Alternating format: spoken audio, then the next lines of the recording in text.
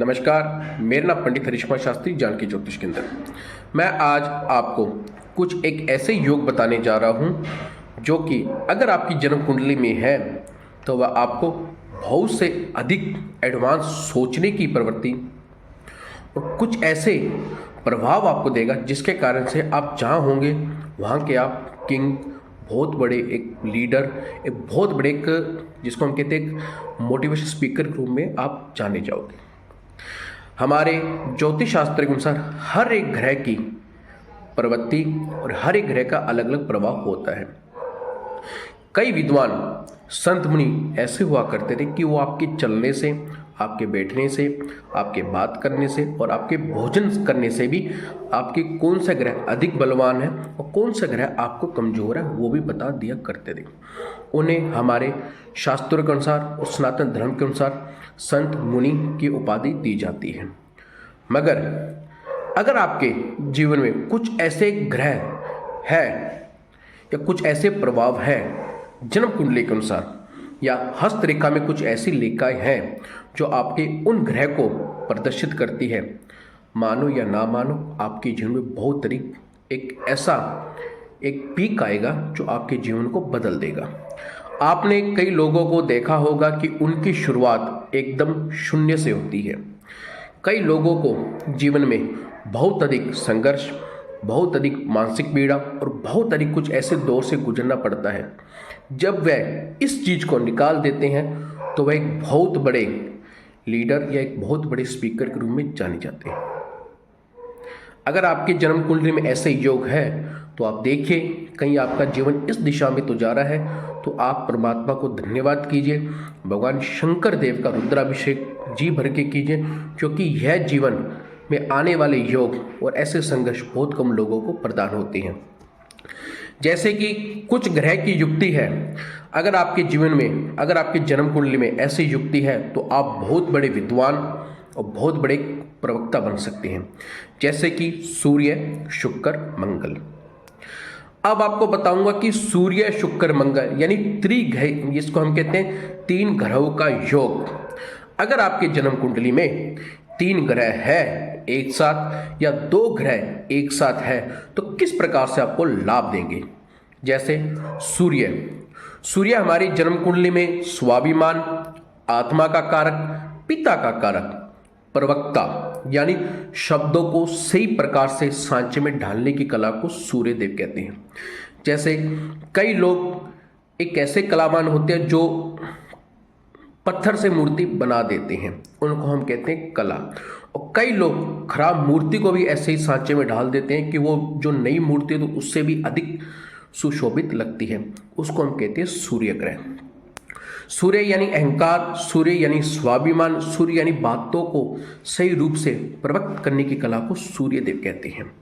उसके साथ शुक्र यानी भौतिक सुख का कारण, लग्जरी लाइफ का दाता, आकर्षण का देवता, और शुक्र यानी आपके ध्येय को यानी कम चीज को भी अधिक को, यानी आप देखें जो व्यक्ति 100 रुपये के बजट में कई लाख पैसे कमाना जानता है, सोचिए जिस दिन उसका अच्छा समय आएगा वो 1,00,000 रुपए के बजट में कितना पैसा कमाएगा।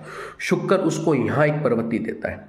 मंगल यानी आत्मविश्वास, बार बार फेल होने के बाद भी जो व्यक्ति अपनी जगह को नहीं छोड़ता, जो व्यक्ति लोगों के हंसी को झेल कर सकता है, जो व्यक्ति लोगों के मानसिक चेतना यानी मानसिक प्रवृत्ति को झेल सकता है, उसको हम मंगल कहते हैं। मंगल यानी सेनानायक, मंगल यानी सेनापति, मंगल यानी घर का मुखिया, मंगल यानी हेड ऑफ फैमिली। अगर आपकी जन्म कुंडली में ये तीनों ग्रह एक साथ है तो आप जीवन के अंदर बहुत अधिक तेजस्वी, बहुत अधिक बड़े नेता यानी एक ऐसे व्यक्ति बनोगे जिसको शायद दुनिया जीते जी भी याद करती है और जाने के बाद भी याद करती है। ऐसे व्यक्ति बहुत अच्छे लीडरशिप कला, राजनेता, आकर्षण, शब्दों को चयन करने की कला में निपुण माने जाते हैं।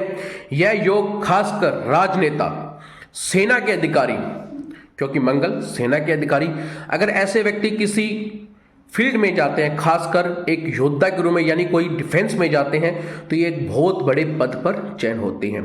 जैसे सेना में जाएंगे तो आर्मी चीफ ऑफ स्टाफ बनकर रिटायरमेंट होंगे।